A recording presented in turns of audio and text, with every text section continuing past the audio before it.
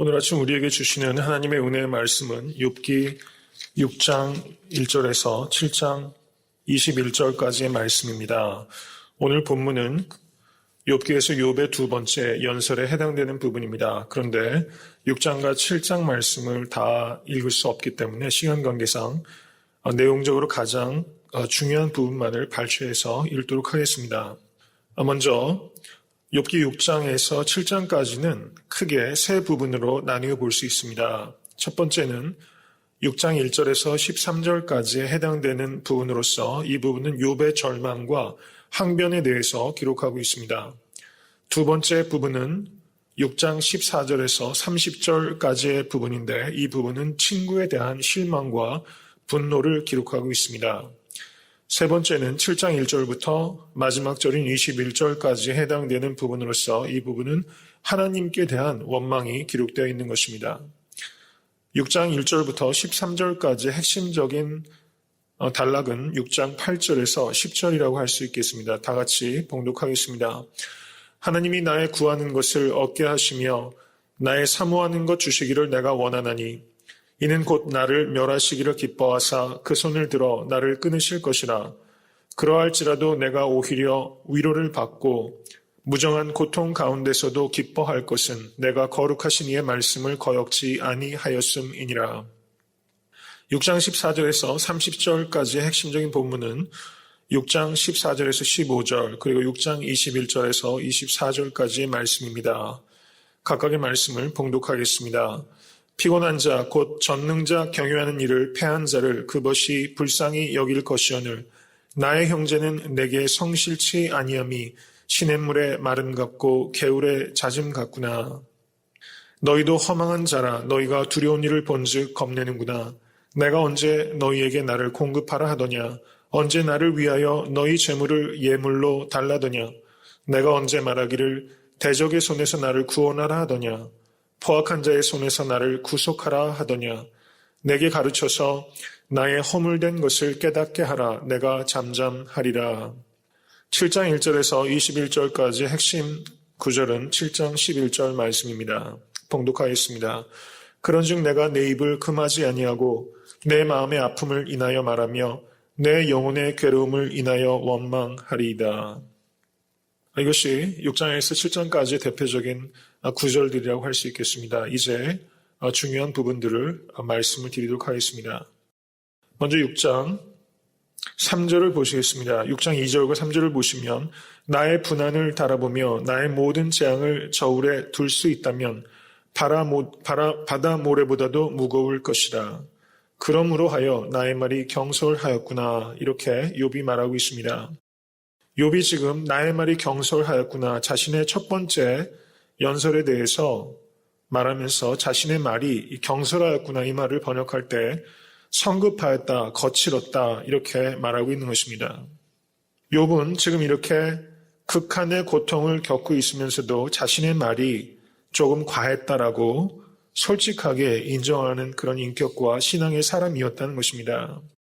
욥이 지금 자신의 말 중에서 경솔하였다라고 언급하고 있는 부분들은 욥기 3장 11절에서 12절 어찌하여 내가 태에서 죽어나오지 아니하였었던가 어찌하여 내 어미가 낳을 때 내가 숨기지 아니하였던가 어찌하여 무릎이 나를 받았던가 어찌하여 유방이 나로 빨게 하였던가 3장 20절에 어찌하여 곤고한 자에게 빚을 주셨으며 마음이 번뇌한 자에게 생명을 주셨는고 3장 23절 하나님에게 둘러싸여 길이 아득한 사람에게 어찌하여 빚을 주셨는고 이렇게 욥의 첫 번째 연설에서는 6번의 어찌하여라는 질문을 지금 욥이 하고 있는 부분이죠. 그래서 자신이 태어났던 날과 밤을 욥이 저주하고 있는 장면입니다. 이것에 대해서 욥이 나의 말이 경솔하였구나. 내 고통이 너무나 커서 욥이 자신의 말이 과했다, 성급했다, 거칠었다. 이것을 솔직하게 인정하는 것입니다. 그러나 6장 26절을 보시면 친구들을 향해서 욥이 이렇게 말합니다. 너희가 말을 책망하려느냐 소망이 끊어진 자의 말은 바람 같으니라. 욥은 자신의 말이 거칠고 또 성급했다는 것을 인정하지만 또 친구들이 그 말을 책잡아서 욥을 탓하는 것은 욥이 받아들이기 어렵다는 것이죠. 소망이 끊어진 자의 말은 바람 같은데 너희가 나의 처지에 대해서 일말에 공감도 하지 않고 그 말을 꼬투리 잡아서 나를 공격하는 것은 그것은 너무 과하다. 욥이 친구들에게 원망을 하고 있다는 것입니다. 6장 6절은 욥이 이렇게 말하고 있습니다. 싱거운 것이 소금 없이 먹히겠느냐? 닭의 알 흰자위가 맛이 있겠느냐? 이렇게 말하면서 여기서 싱거운 것은 바로 앞서 있었던 엘리바스의 조언이라고 말할 수 있겠습니다. 간이 되어 있지 않은 음식을 먹을 수 없는 것처럼 엘리바스의 조언이 전혀 받아들일 수 없는 그런 조언이었다는 것입니다. 6장 5절에서 욥은 이렇게 말합니다. 들나귀가 풀이 있으면 어찌 울겠으며 소가 꼴이 있으면 어찌 울겠느냐 이렇게 말하면서 자신의 울음에는 그만한 이유가 있다고 욥이 말하고 있는 것입니다. 우리들을 한번 되돌아볼 수 있기를 원합니다. 우리의 울음에는 겉으로 흐르는 울음과 속으로 흐르는 울음이 있습니다. 생각이 깊고 사랑이 깊은 사람은 겉으로 흐르는 눈물뿐만 아니라 속으로 흐르는 눈물도 헤아리는 것입니다. 그리고 그 울음에 배후에 있는 이유가 있다는 것을 생각하고 그 이유까지도 헤아려 주는 것입니다.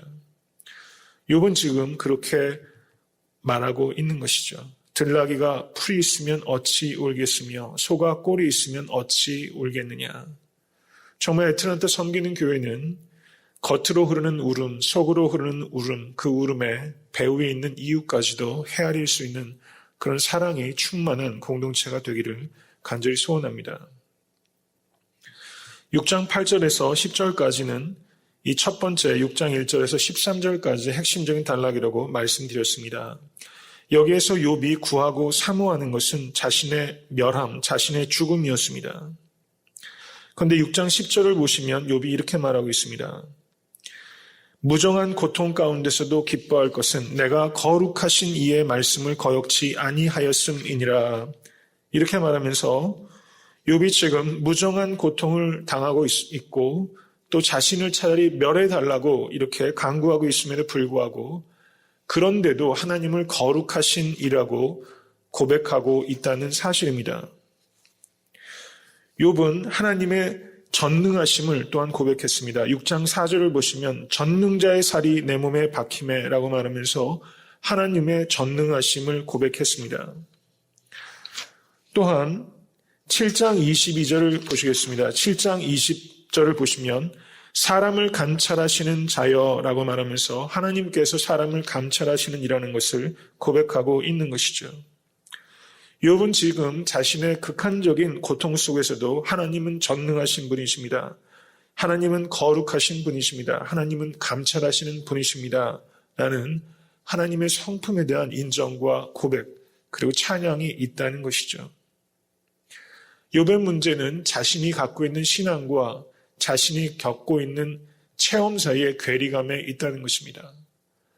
욥은 하나님의 성품 자체를 한 번도 부인한 적이 없습니다. 다만 자신의 현실과의 괴리감을 아직 해소하고 있지 못하다는데 욥의 어려움이 있는 것이죠. 욥은 내가 거룩하신 이의 말씀을 거역치 아니하였음이니라 이렇게 말하면서 그것을 기뻐한다고 말하고 있습니다. 욥은 자신에게 닥치는 고난 자체보다도 자신이 끝까지 하나님의 말씀을 거역지 아니한 것만을 기쁨으로 삼겠다라고 말하고 있는 것입니다. 욥은 지금 제일 욥을 고통스럽게 하는 것은 저가 겪은 모든 소유의 상실이나 자녀들을 잃은 것이나 혹은 자신의 건강의 문제가 아니라 가장 욥에게 지금 고통스러운 것은 하나님과의 친밀한 관계가 깨어지고 자신이 하나님의 대적이 되었다는 사실입니다. 그것을 제일 고통스러워하고 있다는 것이죠. 우리가 정말로 마음 아프고 또 제일 많이 기도해야 될 부분은 하나님과의 관계라는 것입니다. 우리가 하나님과의 관계가 소원해질 때 그것을 욥처럼 괴로워하고 계십니까? 하나님과의 관계, 그것이 우리에게 가장 중요하다는 것을 우리가 다시 한번 깨달을 수 있게 되기를 간절히 바랍니다. 이제 7장 14절에서 욥은 친구들에게 이렇게 말하고 있습니다. 14절부터 30절까지는 친구들에 대한 실망과 분노를 표현하고 있는 부분입니다. 7장 14절에서 욥은 말하기를 피곤한 자, 곧 전능자 경외하는 이를 패한 자를 그 벗이 불쌍히 여길 것이오늘 나의 형제는 내게 성실치 아니함이 시냇물의 마름 같고 개울의 잦음 같구나. 이렇게 말하면서 친구들에게 원망을 쏟아놓습니다. 욥이 나는 지금 피곤한 자다. 너희들 말처럼 내가 전능자 경외하는 이를 패한 자라고 하자. 그래도 너희가 나에 버치면 불쌍히 여기는 것이 친구 아니겠는가. 이렇게 욥은 친구들에게 말하고 있는 것입니다. 옳고 그름을 떠나서 너희들은 내 벗이니 나를 불쌍히 여겨야 되지 않겠느냐. 우리가 정말 좋은 벗이라면 옳고 그름을 뛰어넘을 수 있어야 되는 것입니다. 옳고 그름이 중요하다는 것이 아니라 일단 그것을 뛰어넘어서 일단은 공감해주고 동감해주고 동행해주면서 그리고 시간을 두고 잘못된 것들을 이야기하는 것이 바람직하겠죠. 어떤 어려움 가운데 있는 사람을 바로 그 자리에서 옳고 그름만을 가지고 이야기한다는 것은 참 박한 노릇이 아닐 수가 없습니다. 15절을 보시면 욥이 이렇게 말합니다. 시냇물의 마름 같고 개울의 잦음 같구나. 여름에는 시냇물이 말라버리고 겨울에는 시냇물이 높이까지 차 있다는 것이죠. 거꾸로 된 것입니다. 여름에는 시냇물이 많은 물이 필요하고 겨울에는 물이 줄어들어야지만 도움이 되는 것인데 필요할 때 도움이 되지 못하는 친구들에 대해서 욥이 안타까움을 표현하고 있는 것입니다. 필요할 때 등을 돌리는 사람이 있고 필요할 때 등을 주는 사람이 있습니다. 우리가 정말 욥의 친구들과는 달리 필요할 때 등을 주는 친구가 될 수 있게 되기를 간절히 바랍니다. 어떤 시인은 이렇게 말했습니다. 비 맞을 것을 염려해주는 한 사람만 있어도 너무너무 행복할 거야. 비 오는 날이 기다려질 거야. 이렇게 말하고 있는 것이죠. 정말 이런 벗으로 누군가에게 옆에 있어줄 수 있는 여러분과 제가 될 수 있게 되기를 간절히 바랍니다. 6장 21절에서 욥은 너희도 허망한 자라 너희가 두려운 일을 본즉 겁내는구나. 이렇게 말하면서 친구들에게 지금 말하고 있습니다. 욥의 세 친구는 욥의 고통이 자신에게 전가될 것을 두려워했습니다. 고통을 나누어 지거나 대신 지고 가려는 사람이 하나도 없는 것이죠. 우리는 여기에서 예수 그리스도를 생각하게 됩니다. 예수님께서는 요한복음 15장 13절에서 사람이 친구를 위하여 자기 목숨을 버리면 이에서 더 큰 사랑이 없다고 말씀하셨습니다. 예수님께서는 세상 죄를 지고 가는 어린 양이셨습니다. 우리도 고통이 전가될 것을 두려워하는 것이 아니라 나누어지고 대신 질 수 있는 그런 자신의 목숨조차도 내려놓을 수 있는 이런 깊은 우정의 관계를 사모하고 만들어가는 여러분과 제가 될 수 있기를 원합니다. 손익이라는 관점에서만 생각한다면 진실한 우정을 맺는다는 것은 불가능한 것입니다. 이제 24절에서는 욥이 이렇게 말합니다. 내게 가르쳐서 나의 허물된 것을 깨닫게 하라. 내가 잠잠하리라. 이렇게 말하고 있는 것입니다. 욥은 친구들에게 지금 구하는 것은 이해입니다.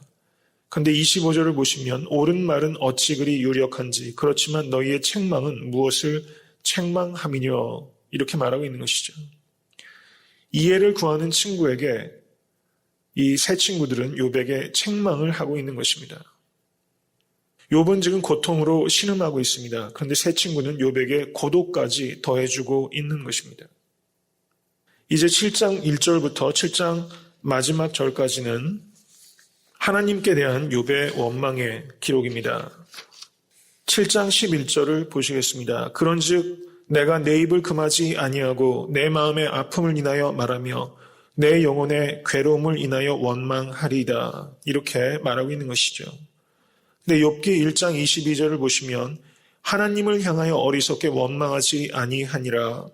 이렇게 기록하고 있는 것을 볼 때 7장 11절 말씀과 1장 22절의 말씀은 상충하는 것처럼 보입니다. 그런데 지금 이 두 말은 문자적으로는 원망하리이다, 원망하지 아니하니라 이렇게 상충하고 있는 것 같지만 이것은 이해할 수 있는 부분이라는 것입니다. 욥은 지금 고통이 너무 극한에 있기 때문에 욥 자신이 내면적으로 많은 혼란을 겪고 있는 것입니다. 이런 과정이 필수적이라는 것을 우리가 생각하게 되는 것이죠. 욥은 하나님께 원망했지만 하나님을 대적하지 않습니다. 여러분 잘 아시는 인생 수업이라는 책을 쓴 엘리자베스 퀴블로라는 사람은 On Death and Dying 이라는 책에서 사람들이 고통 가운데 있으면 죽음 앞에서 사람들이 일반적으로 겪게 되는 4가지의 심리적인 단계가 있는데 그것을 부정, 분노, 낙심, 수용 이 4가지 단계를 사람들은 죽음 앞에서 다 겪게 된다는 것입니다. 부정하고 자신에게 닥친 고난 자체를 부정하고 그리고 그것이 피할 수 없는 것이라는 것을 깨닫게 되면 분노하고 그러다 조금 지나면 낙심하고 그것을 수용하게 된다는 것이죠.